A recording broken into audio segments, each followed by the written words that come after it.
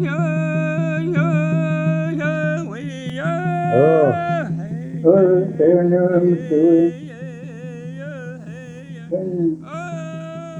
bring heaven to open its feet at stand.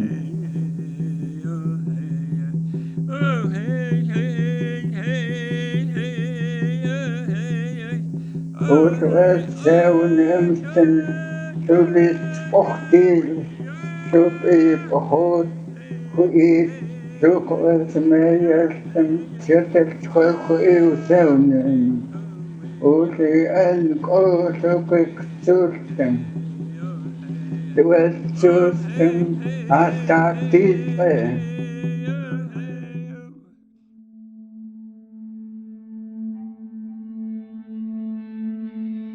Atatice, he had a relationship with the buffalo. He had a deep relationship with them. He was of the Pondere tribe, one of the three tribes, the Pondere, the Salish, and the Kootenai, who lived together on the Flathead Reservation in western Montana. Back in those days, our people lived totally off the earth. And that's where the buffalo was very important. But things were changing. The buffalo were fast disappearing because they were being killed off. Even by the 1870s, the people knew there was something different. It was taking longer and longer to find the buffalo. Atatice realized that we had that cultural imperative to save them from extinction. If they could see this something that they thought would never happen, that the buffalo, the bison would disappear, that had to be devastating. So he took it upon himself to do what he could.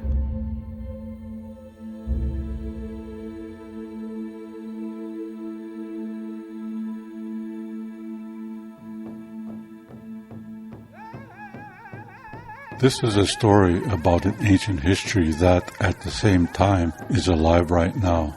As tribal people, there is much that has been taken from us, but there is a lot that we have held on to that makes us who we are. Our relationship with buffalo is one of these things. There are still buffalo on our reservation, the Flathead Reservation, on land that was stolen by the federal government. This is the National Bison Range, and we have been disenfranchised from its management since its beginning. A strange irony, because the buffalo on the range wouldn't exist if it wasn't for us, and if it wasn't for Atatice. Him and his friends were out there on one of the more successful buffaloes. There was some buffalo that was following along.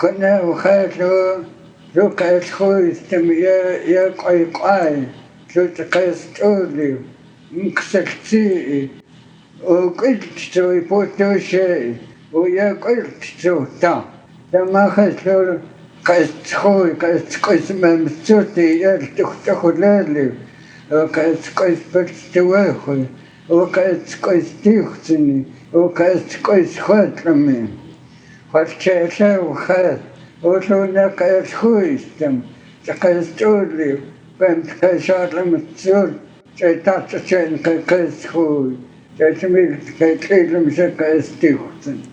Вот el хонуах, тхаус я лил мехум, от тхау, цути же ют, цути так. After 3 days, they were still at an impasse. So Atatice withdrew his request.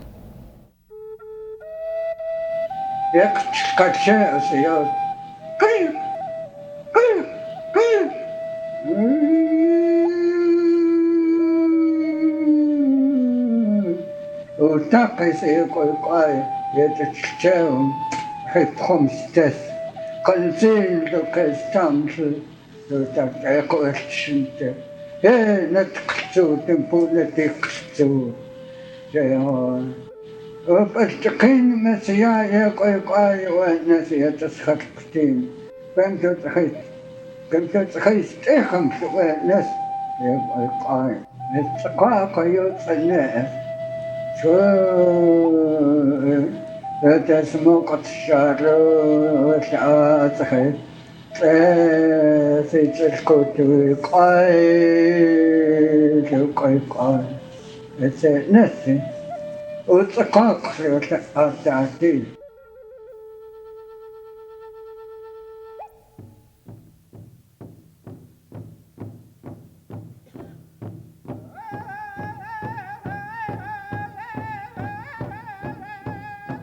Atatice had a son, Slatati, or in English, Little Falcon Robe. Slatati had the same deep relationship to the buffalo as his father. So years later, while on a buffalo hunt on the east side of the mountains, he decided to realize his father's vision and bring back some calves to the reservation. It's a massive feat and undertaking what he did, to go out of his way to bring those bison back. Once you hit the Continental Divide in the eastern front of the Rocky Mountains, it gets very sharp and steep and cold and windy on the east. And to bring anything over that distance, that's a long way and dangerous. There's enemies all around, and you have to get these orphans, there's predators out there, to get them from the place where they were back to the Flathead Reservation. It's really, truly amazing.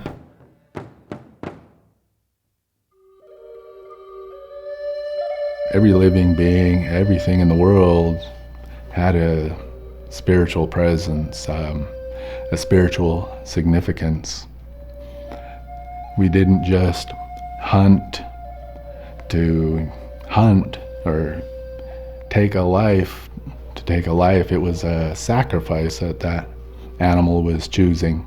So it wasn't just, let's just go out and shoot it and eat it. No, you're accepting its sacrifice. So it had a huge spiritual significance in that regard. It's more than just a hunt. And that would, carry on to our daily life. They used the hides to make teepees. They used the bones. They used the meat. The role of the bison today, then and today, is still very important. It's still part of us. It's still part of our world as Native people. Without them, a part of our world just starts to disappear. The Salish word for buffalo is kwai kwai, which means many blacks, a word referring to the days when the buffalo blanketed the land. The Kootenai word for buffalo is kamku kokus iyamu. These words remind us of our long history with the buffalo. For tens of thousands of years, we've lived in this relationship in the natural world that's based on a relationship of reciprocity. If we think about all of the gifts that bison provide for us, not just our material life, but our cultural and ceremonial life, it's incumbent on us to give something of equal or greater value in return. We have a responsibility. We can't turn our back on them. This philosophy of reciprocity was at the heart of Slatati's care for his buffalo, and under his stewardship, the orphan calves grew and flourished into a small herd of around a dozen. By then, Slatati's mother had remarried a man named Samuel Walking Coyote.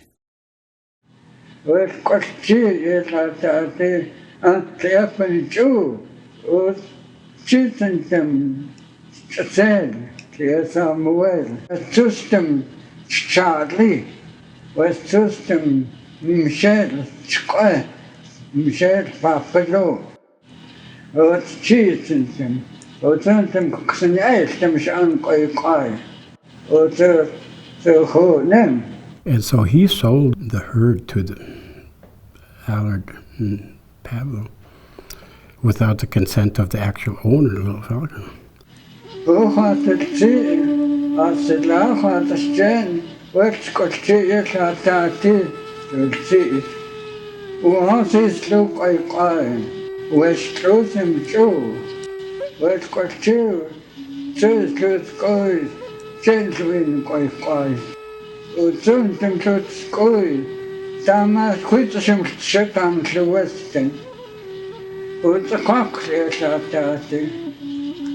He was heartbroken, really heartbroken.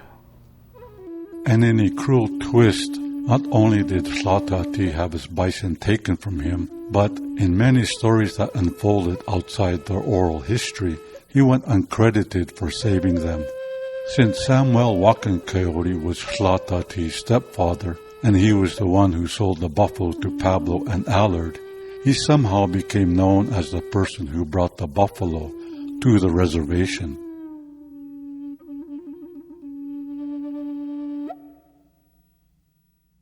Michelle Pablo and Charles Allard were friends. What I understand from family history is that Michelle and Allard had the vision that the buffalo needed to be saved. They ranged along the lower Flathead River, and it was like this big wildlife Serengeti. It was a good place for them. Their numbers increased dramatically. The Pablo Allard herd became very important as a source stock and were used repeatedly to help restock ranges in other parts of North America, including Yellowstone National Park. As the years passed, Charles Allard died, and his widow sold his half of the herd, most of which went to Charles Conrad in Kalispell, Montana. But Michel Pablo continued to grow his half, which became the largest free-ranging herd in North America. I don't know what their vision was, how big it could be, however big the reservation could manage that many animals, I guess. But with the allotment, that all changed. The reservation here was established by the Treaty of Hellgate. It was negotiated in 1855 and approved by the Senate in 1859. The reservation was fairly successful. There was a loss of the buffalo hunt, but they adapted and they were able to still hunt and fish in the rest of usual and custom places. But by that time, more and more settlers were moving into this area, more and more demand for land. And so the Allotment Act was created. The government came in and allotted land to all the tribal members, for anywhere from 40 to 180 acres or so. And then after all the land was allotted, the government then deemed the rest as surplus and opened the reservation to the settlers. Even though that this land by treaty was set aside for the exclusive use of the tribe. And so it caused a lot of social strife. It caused economic collapse of what had previously existed. People went from being taken care of and their lifestyle was okay to total poverty. The fish and wildlife resources were exhausted. All these homesteaders started harvesting all the deer and elk and impacting the grizzly bear, killing them, diverting all the water to lands that probably shouldn't have been irrigated to begin with. So it was a total chaos. The whole place was tipped upside down.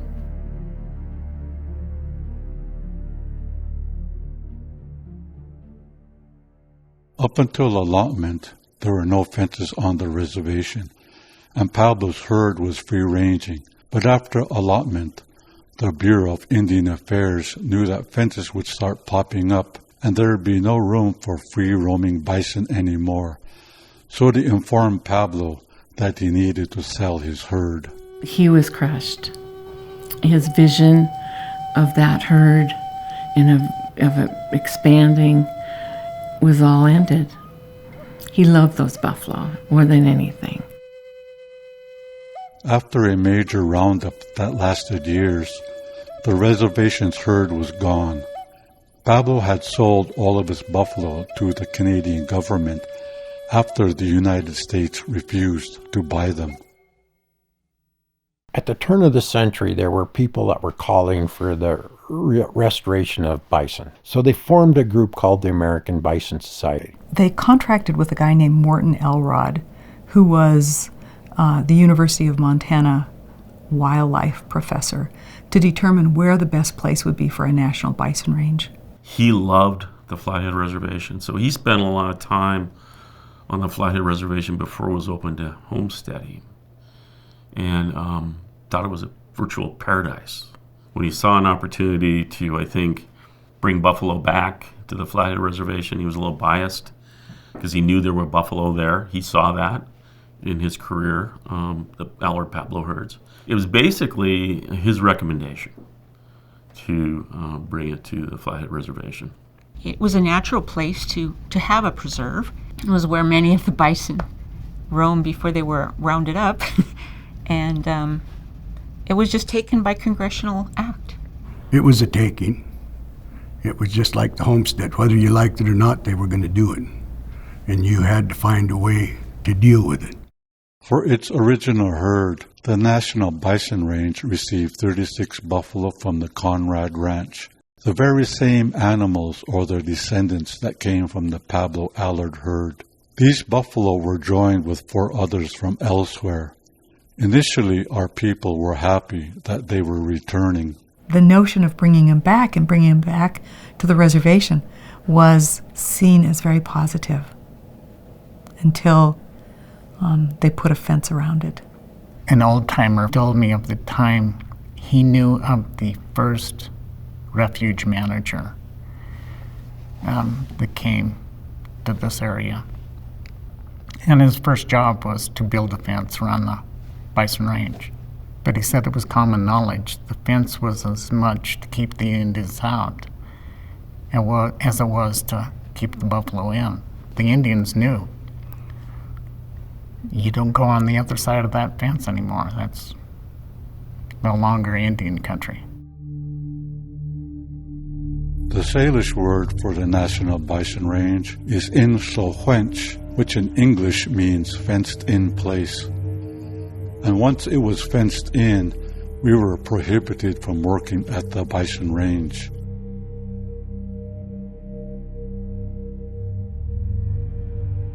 Despite this, the buffalo never left the hearts of the people, a love that resurfaced in 1933 with the birth on the bison range of the white buffalo named Big Medicine.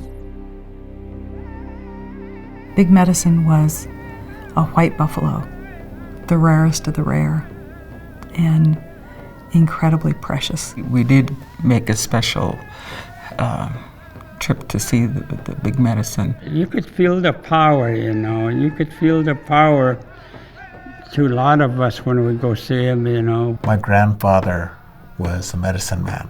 He was also on the tribal council. And he always stated that having Big Medicine here was important because it centralized a lot of the spiritual power of the buffalo here. Big Medicine lived until 1959, and through his life he was an important touchstone for our spiritual connection to buffalo. And while we were not allowed to manage the bison range, we did everything else in our power to take care of our reservation's land, water, and wildlife.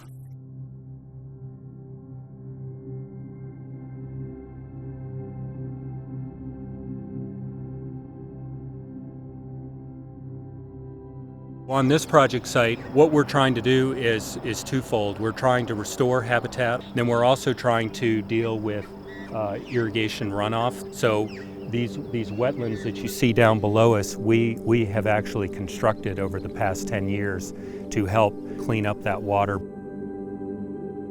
Right across the road from us, those hills that you see in the background, that's the National Bison Range. And the stream that is flowing through our project site is Mission Creek, which flows directly out of the National Bison Range. So we're managing over 1,000 acres right next door to the National Bison Range. We're protecting fisheries habitat, we're protecting wildlife habitat, we're doing our best to restore that habitat. We have very similar goals and vision as to the National Bison Range. What's great about the Confederated Salish Kootenai tribes is that they have become a model of how you practice conservation on tribal lands, not only within the boundaries of the reservation, but even beyond. We have over 400,000 acres of land on the Flathead Indian Reservation that is protected for fish, wildlife, or cultural continued use for people here on the reservation. We have restored the trumpeter swan, the northern leopard frog, the peregrine falcon. We've been very active in grizzly bear management and bald eagles and bull trout. We believe we have a responsibility to care for all of the fish and wildlife, all of the water, all of the rivers, all of the plant and animal communities that are on the reservation. Mickey Pablo was chairman in 1994. He is a direct descendant of Michelle Pablo, had a very spiritual, connection to the bison, management of the bison in the Bison Range, and felt the area should be restored to tribal management. We agreed. The tribes at the time, exerted the idea of self-governance, a federal principle of self-governance, to be able to manage the Bison Range on behalf of the federal government. The Indian Self-Determination and Education Assistance Act had been passed, allowing Indian tribes to take those programs formerly run by the federal government and run them themselves. And the Bison Range seemed the likely fit because it was in the middle of a reservation. We had historical, cultural, and geographic ties to it, and we thought that's what Congress meant. We have garnered strong support from local, state, and national conservation groups. But from the onset, there was also opposition, which came from a small but vocal minority, and which continues to this day.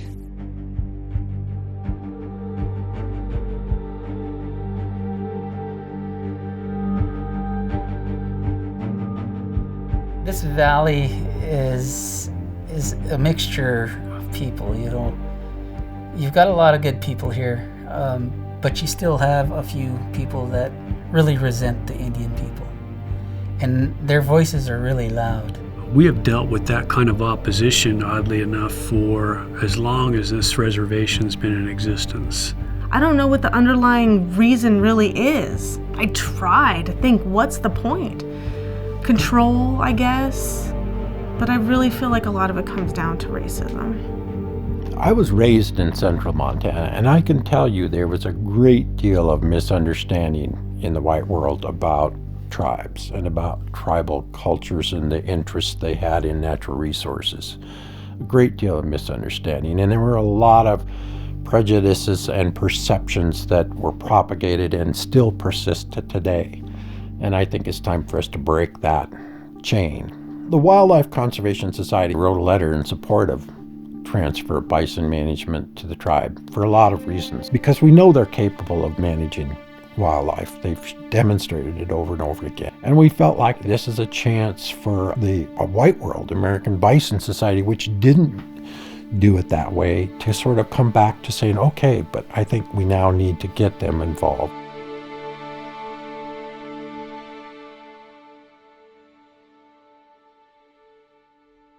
Listen up, listen up.